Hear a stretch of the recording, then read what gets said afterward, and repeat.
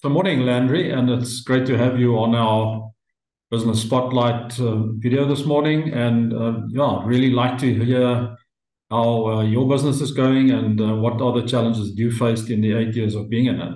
So yeah, wouldn't you mind just kick off and just introduce yourself?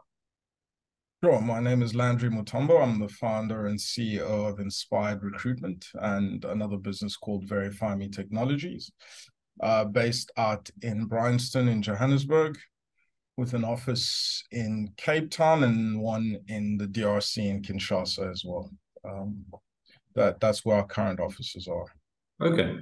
Interesting that I just spoke to a client of mine who's been to the DRC last week. So small world. Yeah, yeah, it is. Landry, just in terms of your business, what makes you different and unique and to your customers, and why should people buy from you? Yeah, I mean, it's such a tricky question. I mean, our business is, I would describe us as recruitment all-rounders. Yeah, We really want to partner with businesses at all levels in all industries to solve their recruitment problems. yes, The last time I looked at some of the stats, there are thousands of agencies that are similar to to yeah. ours, and Mhm.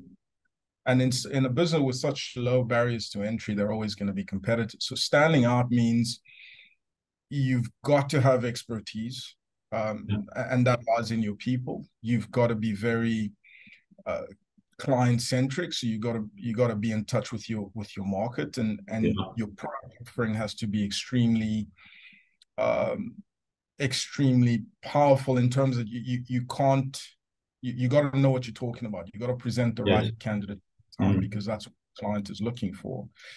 And over and above that, I think what has helped us is our digital offering.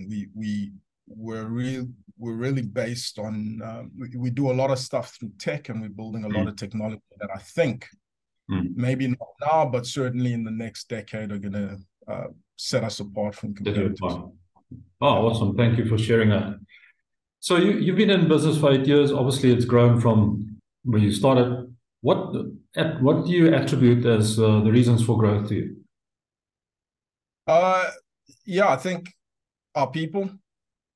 It sounds corny, but when I started getting the right people into the business who bought into what we were trying to do, it changed the dynamic of our business. It just means that people can come in and give you a perspective you haven't had, Yes. and take you to places you're blind to. So it really is around getting the right people into your business Mhm. that'll take you that step further.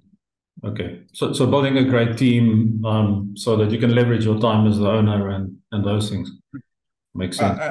And I have an amazing team. My management team is absolutely outstanding, and not just to leverage my time, but to show me my own blind spots. Yes. That's the biggest thing. When it's just you, you've got a certain way of thinking. But when you get people in who challenge your thinking and say, "Well, have you thought about this and that? Can we approach something differently?"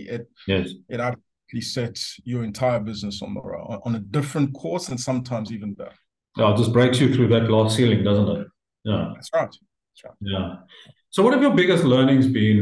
You in employment and so on, but in terms of employing people, we spoke about it, in both questions previously. But what are those biggest learnings around people? I mean, people always look for skill.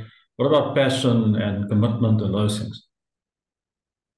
Yeah, I mean, when I think about some of my biggest lessons around people is, I think if you don't have the right people, it is hard to move people, right? And Yes. and Mm. even in our business, it's one thing to get people in. You still have to, it's not. And I've made the mistake of thinking, okay, I've got a bigger team, everything's going to run smoothly. It's not always the case. You still have to. It's repetition. You got to consistently impart your vision, your mission, Mm. remind the team where we're going. It's still very hands-on. In fact, I'd say, with a business, what I've learned is that nothing moves unless you're moving. You Yes. as the owner Yeah. got to keep going, and you've got to keep driving the business forward until such time that it's big enough to drive itself. And even then, I think you may still need All to be need. moving Yes. uh, to keep it going. And that's where I think I've made some mistakes in the past, for Mm. sure. Mm. Yeah, quite a few business owners that I speak to, they come to a point where they are almost like in despair. They stop doing things, and the flywheel isn't turning as a result, and they're not bringing in a business. So that's 100%. so. How do you balance business life, personal life, and the demands of both in running a business? I don't think I do. I mean, Mm, if you spoke to my family and friends, they tell you that I don't manage this mm, well. mm, And certainly, this is an area where I don't have all the answers. I find myself, like you said, working late, starting early, traveling. mm. Um, and so I try over time. I think maybe the last year or so, it's been a little bit easier because the team's grown and my management team has been a bit more hands-on. Yes. But I certainly wish I had more time in my day. Um, Okay. and it's certainly I don't have this one. I haven't figured out. Maybe in another 5 to 6 years. Well, maybe you need a coach. Maybe I need a coach. Yeah. Look, I just find that with a lot of business owners, with that same question, you have to schedule in the important blocks of time. You have to, somebody called it golden blocks. You don't move them. They're there for the family. You're going to go on holiday in December. That's it. It's not whatever. You're going to go away or what. So yeah, those things are important. But let's move on. When you employ in your own business, what qualities are you looking for in Mm. those candidates that you bring on board? Yeah. And this one, over the years, sometimes you employ people that are qualified and they don't work out. Sometimes they're experienced and they don't work out. For me, there are two things that I don't compromise on. Number one is you got to have the ability to learn, right? Can this person take on new information and adapt to situations? That's the first thing I look at. The second one is whether they're resilient or not. So how resilient is this person? Have they shown through their life that they can hit a brick wall and still keep going, in any Mm. aspect? It's not just experience. Sometimes Yeah. students, people, difficult backgrounds. So those are the two things that I look at. Mm. Um, Obviously, if they've shown some success in our space, that's fine. But we've had people who have absolutely no experience in our space come in and be Yes. really, really successful. So those two things for me, if one of those is lacking, I certainly don't move forward. Okay. I spoke to a business owner the other day, and he said to me, he looks into the candidate's eyes, and you can see if there's a fire in their eyes. Then it doesn't matter what else they say. He says that's the person I choose. That's quite interesting. Yeah, it is interesting. I'm not sure I've successfully identified fire in people's Yeah. eyes over the years. Yeah. This guy had a law practice of quite more than 100 people, so he's doing something Sure, right. absolutely. Yeah. Tell me, common misconceptions that people have about entrepreneurs. I mean, you must have come across a number. Yeah, I think that's the freedom thing, right? So, Mm. you're free. Your time is your own. Yes. I think people think that they glamorize sometimes what entrepreneurship is, but in reality, yes, you have some freedom, but you trade other freedoms Yeah. for being to your business and it's success. I mean, um, yeah, I think you're trading one freedom for another. Yes. And Yes. you got to be careful of that. Like in my case, let's say when my son has events and things like that, I don't miss them. Yes. Um, because I have some freedom in that sense. But at the same time, when I have a deadline with my team, I work through the night, through the Whatever you need. weekend. I have Yeah. to. Yeah. Whereas I think when you're working somewhere, that might be shared. That Yeah. it may not be as tied to things as that. Mm. And also, you're also bound to the financial success as a director. All of these things. So there's a lot of Yes. freedom that you use in Mm. that sense. Yes. Yeah. Freedom is great, and you can have lots of time, but you don't have money. There's nothing to choose, is there? That's Absolutely. that's that Okay. is true. So, from a financial management perspective, what advice would you give business owners around that? Yeah, I mean, can I have a time machine? I mean, as an entrepreneur, you know, I would call myself a commercial director uh, Yes. in terms of my Mm. character, right? I want to drive sales. I want to conquer the world. That's my natural inclination. That's why I'm in business. The problem with that is your character isn't necessarily drawn to the finer detail as an entrepreneur a lot of the time. So what happens? You put stuff off. I'll deal with that tomorrow. And tomorrow becomes a week, a month, a year. I mean, this has been one of the most challenging things. I was thinking to myself, if I had started the business with a financial partner, I may not have struggled as much putting things off. So what I do is I don't put anything off to tomorrow that could be done today when it comes to financial management. That's it. Just stay the course and do what you have to today. Don't put anything off. And I think if I had done that early on, I would have avoided a lot of mistakes and issues over the years, for sure. Yeah. I find a lot of businesses are struggling with cash flow type problems lately. And I'm not sure that it's only lately, but I think it's more pronounced perhaps now. How do you find and how do you work that sort of problem in your business?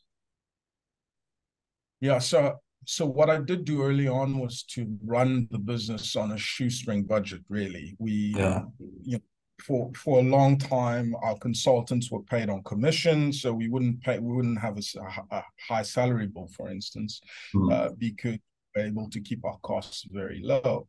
And we've hardly ever struggled with, you know, the only time, funny enough, last year we had such a fantastic year cash-wise, and this year we've expanded so much and taken on so much more that for the first time in many years, we're looking over our shoulders and saying, hey, how much cash do we have, and how do we manage our cash flow, and what do we put off, not pay now until we're able to.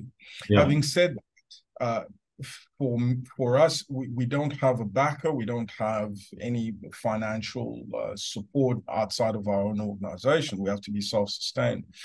So my response to that is always, let's sell more. Let's get aggressive on the phone. Let's make deals, because in our game, you can change your financial position within 2 weeks. Right? You make a deal. Our sales cycle can be long, but you could close some deals within a month and change your outlook. So that's always our view when we're close to the edge. We want to drive sales, and we don't want to get back so close to the edge. And I think that's a great lesson there, because people think that, you know, to manage cash flow, they've got to cut costs, and the bigger leverage is, you know, get more sales, make more money, grow your gross profit, and make sure that you do that. No, awesome. Thank you for that advice. That's a question around the deeper things, you know, the purpose of your business. Why did you start the business? Yeah, I mean, I fell into recruitment. You know, it's not something I chose. My father passed away in 2008, and I think it was so difficult to adapt from that it completely changed the course of my life. I was working in a completely separate industry in pharmaceuticals, and I went off the rails a bit. And when that job ended, the first job I could find was in recruitment. And once I was in it, the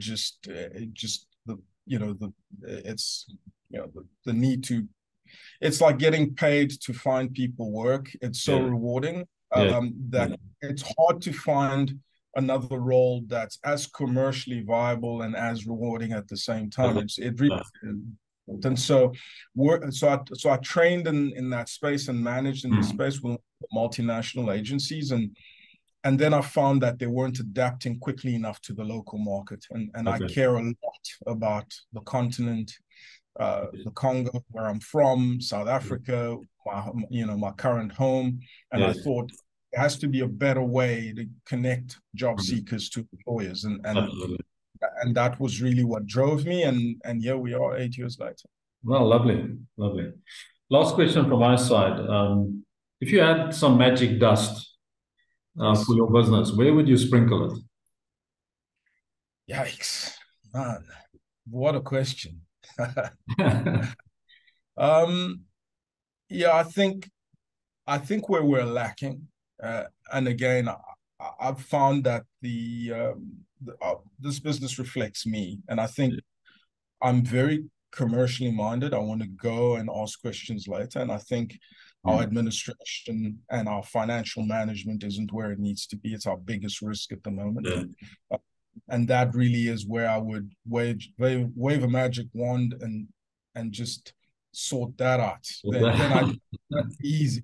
Right? And it's not even the ability to make money, because I think over because we've been commercially viable. I think it's just about how do you use financial management to drive decisions within your business. We are not doing that as well as we could. Awesome. Landry, thank you. I don't know if you have any questions for me, but I would say thank you for your openness, and thanks for sharing your thoughts and your learnings with us. And I'm sure a lot of business owners out there are going to learn a lot from just listening to what you have to say and how you run your business. So thank you so much. Thank you, Coach Bert. Thank you for inviting me. I appreciate the time.